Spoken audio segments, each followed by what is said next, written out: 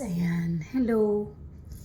Ayan, i-share ko lang sa inyo yung story ko sa planned pregnancy namin this year,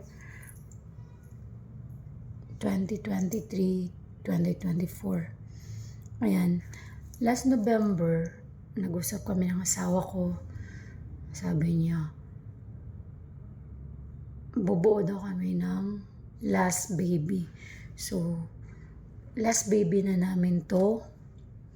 So, ako naman is excited ako kasi gusto ko rin mag-alaga ng baby. So, nung in-offer sa akin yan ng asawa ko na, ayan, gagawa kami ng last baby, nag-okay agad ako kasi gusto ko rin naman na magkaroon ng last baby. So, we decided na gumawa ng baby last November. Last November, guys. Ayan. So, regular po yung dugo ko. Every month po ako nagkakaroon ng dugo. Walang palya yan. So, ako, alam ko sa sarili ko na healthy ako. Alam ko sa sarili ko na isang beses lang ako galawin is makakabuo agad ako ng bata or makabigay ako ng baby agad. Kasi kilala ko po yung sarili ko. So, this December, so dapat in-expect ko na nadudugoy ako that date. So, ang nangyari, delay. So, naghinala na ako na buntis ako, guys. So, ang nangyari, nagpe-pregnancy test ako araw-araw that time. Kaso, hindi ko na tago yung pregnancy test. So, ang natago ko lang na pregnancy test is last December 18. Ayun, December 18, nag-positive po ako. So, boom! Gumanon ako. Happy ako kasi ang bilis sumagot ni God sa amin, sa amin mag-asawa, sa plano namin. So, December 18, nag-positive ako. So, syempre, hindi pa tayo komportable doon.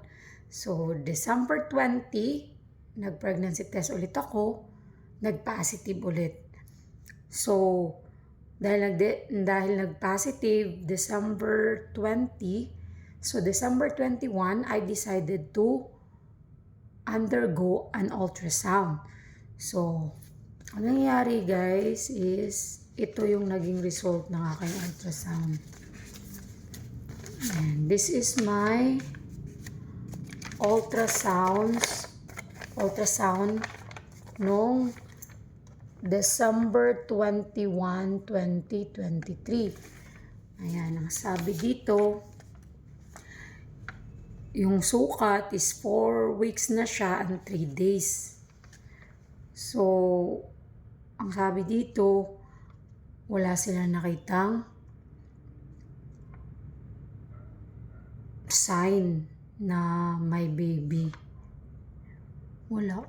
Yun ang sabi ng nag-ultrasound sa akin. So,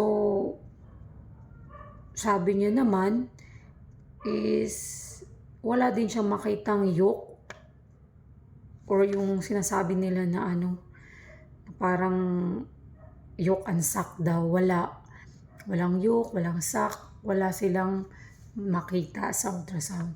So, sobrang nasaktan ako.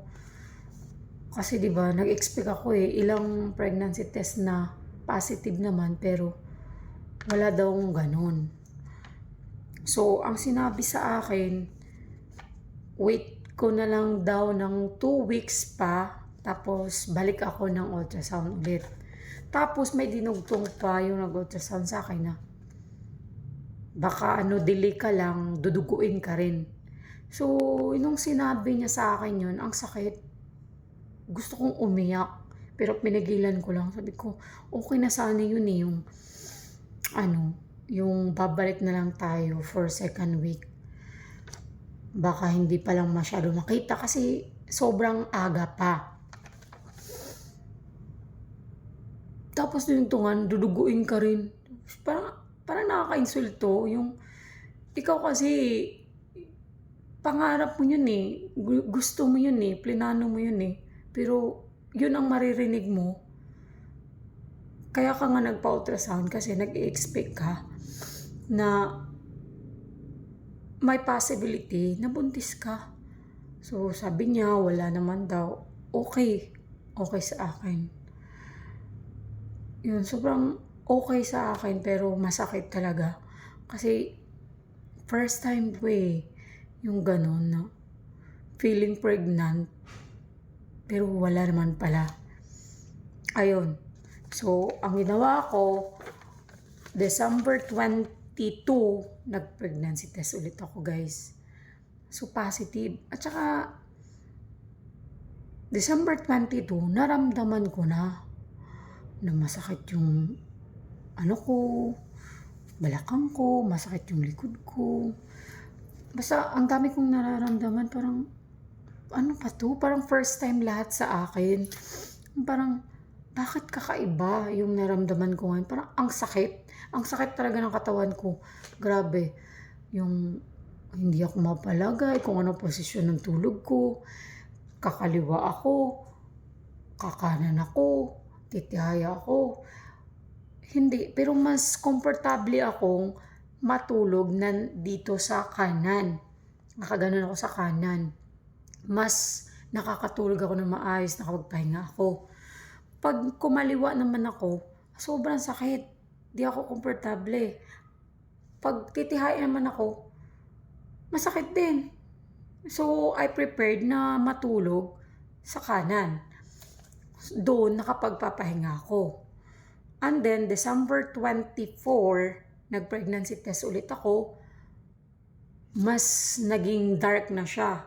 Mas naging malinaw na yung positive niya. So, tuwang-tuwa ako. So, sobrang happy ko. Kasi, nakikita ko na yung progress. Kasi naramdaman ko talaga buntis ako kasi dami ko ng anak, guys. Ngayon pa ba ako magkamali, di ba? Sa dami ng anak ko na lumabas sa akin, alam ko anong pakiramdam ng pagiging buntis. So, December 27, nag-pregnancy test ulit ako. As usual, positive. Ayan, thanks God. Tapos, December 30, nag-pregnancy test ulit ako. Positive ulit. So, sa January 1 is, 6 weeks na ako, January 1. 6 weeks. So, ngayong araw, guys, is 6 weeks and 3 days na ako na pregnant. Yun dapat. Kasi, alam ko kailan ako last period ko eh. So, yun talaga yung bilang. So, 6 weeks and 3 days na ako. So, dahil 6 weeks and 3 days na ako, so 2 weeks na ang nagdaan before my last ultrasound. So, ngayon nagpa-ultrasound na ulit ako, guys.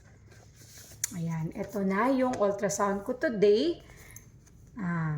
January 4, 2024. Second ultrasound ko na to, guys. So, ang nangyari, kwento ko muna sa inyo. So, nag-antay ako ng matagal kasi matagal pa yung mag-ultrasound sa amin. So, nung dumating na siya, ako yung second patient. Ayan, humiga na ako, guys. Excited ako na, natatakot. Kasi ano kaya mangyayari? Same pa rin ba ang maramdaman ko? Or same pa rin ba yung marinig ko na salita? Ayan, nag-worry ako, grabe. Tapos sabi na sa akin ng mag-ultrasound, okay ma'am, magubad ka na po. Ayan. Nagubad na ako, ganyan. Tapos humiga na ako. Nag-aantay na lang ako kung kailan ipasok yung sa ko, ganyan. Ngayon, nung pinasok na yung sa ultrasound ko, vaginal ultrasound, ganyan, ang nangyari is, gumanon sa akin yun ng ultrasound. Congratulations, ma'am! You are pregnant. Iyang saya ko. Tapos may dugtong. Sabi, but no baby. Ha? Congratulations! Dahil pregnant ako, pero walang baby. So, nagbago yung yung reaction ko. Parang bumagsak sa akin yung langit. Yung ko, sakit. May ganun ba? Congratulations, ma'am. Buntis ka po talaga. Pero walang bata. Ha? Bakit po? Gumanon ako sa kanya. Bakit po? Congratulations, buntis ako pero walang bata. Paano nangyari yun? Sabi ko sa kanya. Sabi niya, baka po masyado pa pong early para makita siya. Pero possible po sana 6 weeks. Dapat meron na daw baby na makita. Pero wala daw talaga.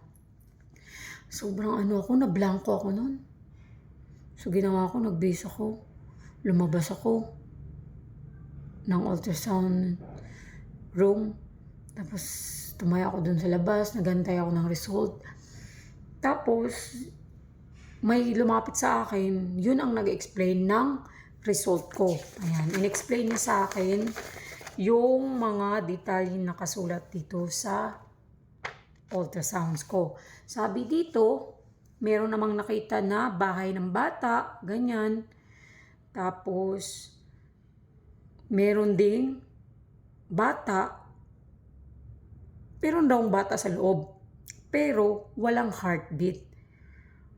So nung sinabi niya yun, sabi ko, bakit magkaiba yung sinasabi na nag-ultrasound sa akin at sa nagbabasa ng result? Tinanong ko sa sarili ko, saan ba ang mas masakit?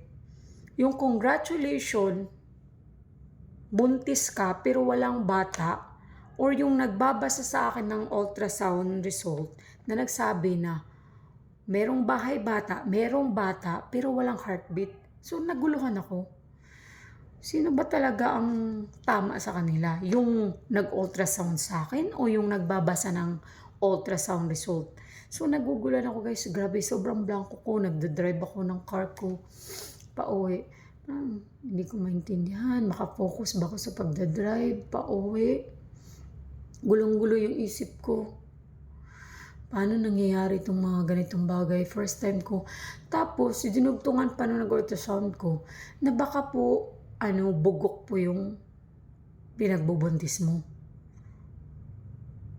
Yun pa lang, nung sabi niyang bugok, parang bago sa akin kasi sa dami ko ng anak, ilang beses din ako nagpa-ultrasound. Wala naman ako narinig na mga ganun. Pero first time ko na dahil walang bata nakita, baka bugok po. Ayun, so ang ginawa ko pagdating ko ng bahay, nagpark ako ng sasakyan, humiga ako sa kwarto ko, nag-YouTube ako, sinesearch ko ano ba yung bugok-bugok na yan. Wala akong alam. Basta ang gusto ko lang mangyari, gusto kong malinawan, gusto kong umiyak. Until na may napanood ako na isang video. Ang pangalan niya is Master Galen. Ayan. Ayan, may in-explain siya doon, yung mga bugok-bugok na yan ng pregnancy, anong mga causes doon. Tapos may maraming mga babae na nagko-comment doon na mga ina din sila siguro. May doubt din sila sa nangyayari sa pregnancy nila. Nagpipm sila doon. Tapos nakikita ko doon sa comment section, nagre-reply naman si Doc doon sa mga comment section. So sabi parang may sinabi si Doc doon na, if you need further assistance, you can message me to my Facebook page. So ang ginawa ko, binasa ko lahat ng comment doon sa YouTube. Tapos binalikan ko yung caption ni Doc, nakita ko yung Facebook page niya, clinic ko. Hindi na ako nagdadalawang isip guys. Kasi sobrang down na ako. Stress na talaga ako. Sabi ko, hindi ko na kaya. Kailangan ko ng professional na makakausap. Yung magpapaintindi sa akin. Kung ano nga ba itong nangyayari sa akin. Ano ba itong sitwasyon ko. Kailangan ko bang matakot? Kailangan ko bang ma-depress? Basta ang daming pumapasok sa isip ko. Umiyak ko, o ano bang gagawin ko, di ko alam paano sabihin sa asawa ko. Wala akong lakas para i-share sa asawa ko. Kasi parehas namin tong plinano, parehas namin ginusto. So, hindi ko alam kung paano ko ipapaliwanag sa asawa ko yung nangyayari ngayon. Parang gusto ko suluhin yung sama ng loob, yung sakit na nararamdaman ko. Gusto ko suluhin lahat, guys. Kasi ang sakit eh. Yung bang nagplano kayo, gusto nyong magkaroon ng last baby, pero ito yung mga experience, ganito pa talaga siguro kahirap yung pinaplano. Kasi in my previous kids, hindi naman namin pinano yan. Kusang dumating yan, tinanggap namin, kusang nabuo. Sobrang strong ng mga bata na yan. So, ganito pala kahirap pag plinano mo ang isang pagbubuntis. Ang hirap, guys, grabe. Yung simula nung ginawa nyo, yung proseso, tapos yung time na madili ka na, yung excited ka mag-pregnancy test. Basta, ang dami kong ginagawa. Basta, grabe yung determinasyon ko na ito na siguro yung time na mag-pregnancy test. Ito na yung hinahantay ko kasi delay na ako. Baka sasagutin na ako ng Lord na bibigyan na kami ng baby. Ayan, nag-try. So, parang dahil sa sobrang excited ko sa plinano naming pagbubuntis na ito, na-stress ako. Parang yun ang nangyayari, guys. Napapansin, sobrang stress ako. Sobrang active ng utak ko. Kailangan kong mag-PT ngayon. Kailangan kong mag-PT bukas. Kailangan kong mag-PT another day. Ganon yung pangapasok sa utak ko.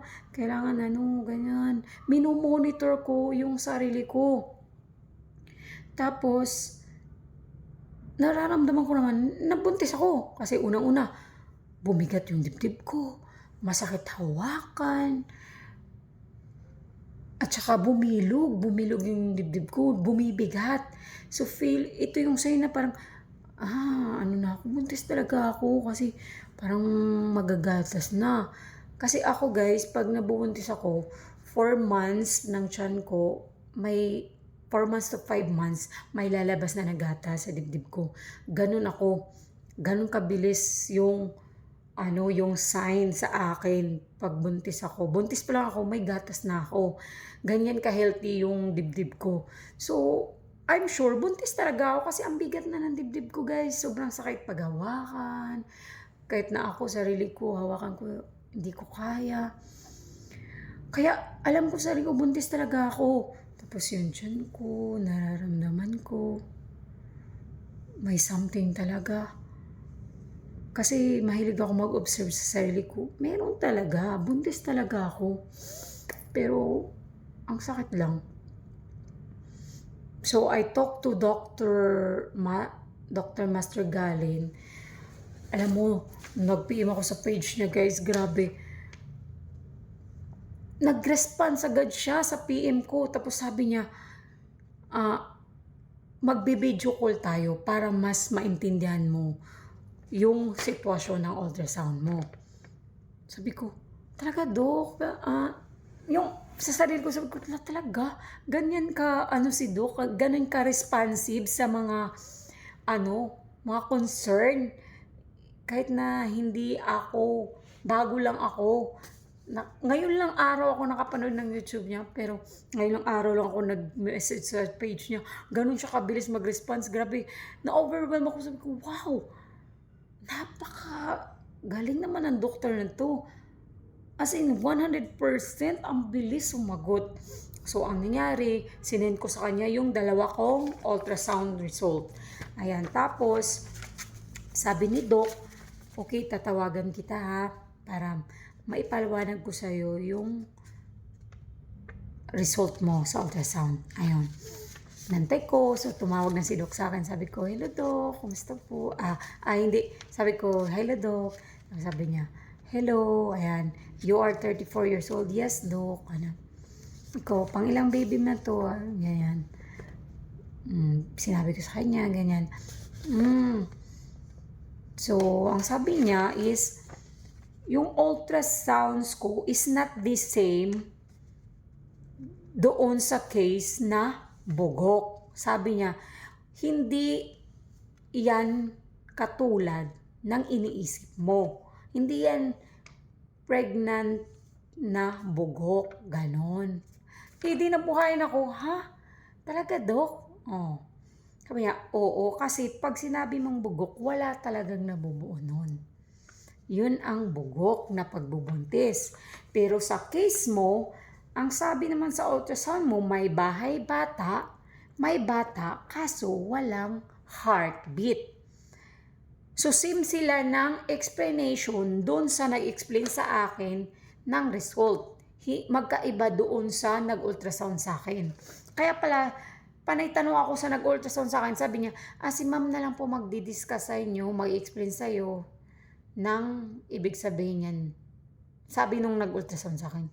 So, ibig sabihin, mas accurate siguro yung sasabihin na magbibigay sa akin ng result. So, ayun, sabi ni Doc, isipin mo, bumili ka ng lote, patayuan mo ng bahay. 'Di ba? Habang tumatayo yung bahay, parang naintindihan ko kay Doc, habang tumatayo yung bahay, 'di ba hindi pa yan matitiran ng tao? 'Di ba? So parang late yung pagbuo ni baby. So may possible pa daw na late lang si baby na mag-appear doon sa ultrasound. Pero ang positive thoughts nito is merong bahay, merong baby daw, kaso lang walang heartbeat. So possible makikita yung heartbeat daw ng isang baby is 8 weeks. Yun, mas klaro na daw yung heartbeat. So nabuhayan ako ng loob, sabi ko, naiyak ako na nagkaroon ng pag-asa. Yung sabi ko, may possible pa pala. So, huwag akong masyadong ma-stress. Sabi ni Doc, huwag kang masyadong ma-stress. Huwag kang masyadong mag-isip. Magtiwala ka. Marami pang chances. So, yung sinabi sa akin ni Doc, okay Doc, thank you po talaga sa paliwanag na yan. At least ngayon, mas naunawaan ko na kung anong pagkakaiba ng bugok na pagbubuntis at sa case ko. Ayan. According naman dito is meron akong bahay bata, merong baby, kaso lang hindi pa lang makita yung heartbeat. Ayan. Ito yung result ng aking ultrasounds. Ayan. Ayan. Ayan. Hopefully, mag-a-update ako guys after 2 weeks. Sana makita na si baby or sana may heartbeat na. Ayan. Sa mga mommy dyan na nagpaplano para sa baby nila, ayan, huwag tayong mawala ng pag-asa. Laban lang tayo. At saka laging positibo. Alam kong nandiyan lang si Papa God. Lord, gabayan mo po ako. Ikaw na po bahala sa lahat. Ano man po ang magiging plano mo para sa akin o para sa ibang babae na umaasa na magkaroon ng kanilang mga kanya-kanyang anak or baby. Gabayan mo po kaming lahat, Panginoon ko. Ikaw na po ang bahala sa lahat, Diyos ko. Sa ngalan ng aming Ama sa Langit na si Jesucristo, na nag-iisang anak ng Ama sa Langit. Amen. Ayan. Yan, pray lang tayo guys sa mga mami na tulad ko ngayon na sobrang struggle talaga. First time ko din kasi na na magpa-ultrasound early. Kasi mostly naman, dati in my first baby talaga, nagpa-ultrasound ako, 8 months na yung tiyan ko. Yung first baby ko, 8 months na yung tiyan ko. Tapos, yung second baby ko is, mga 6 months na ata. Nagpa-ultrasound ako 6 months. Tapos yung third baby ko, ganun din. Malaki na tiyan ko. Tsaka ako nagpa-ultrasounds. Yung fourth baby ko, nagpa-ultrasounds ako is 2 months ata. Yun, 2 months 2.5 months, ganun. Mga 2 months and half, ganun ako nagpa-ultrasounds. So, ito kasi is too early pa. So, alam kong may milagro pa. Nagtitiwala ako sa plano ng Diyos sa amin. Ayan, masakit man ang mga nagiging result, pero positibo pa rin ako. May chance pa. Kaya ko to. Ayan, thank you sa lahat ng manonood ng video na to. Ayan, huwag tayong mawala ng pag-asa. Laban lang tayo. Ayan. Lahat tayo mga babae, deserve natin. Deserve natin to. God is good all the time. Bye.